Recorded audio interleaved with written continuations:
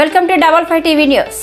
దర్శి మండల ప్రజా పరిషత్ సర్వసభ్య సమావేశం శనివారం ఎంపీపీ గొల్లపాటి సుధారాణి అచ్చయ్య అధ్యక్షతన నిర్వహించడం జరిగింది. ఈ సమావేశానికి జిల్లా పరిషత్ చైర్పర్సన్ బూచపల్లి వెంకయ్యమ్మ సమావేశానికి హాజరై మాట్లాడుతూ ఇటీవల సంభవించిన తుఫాను కారణంగా రైతుల పంటలు నష్టపోవడం జరిగింది.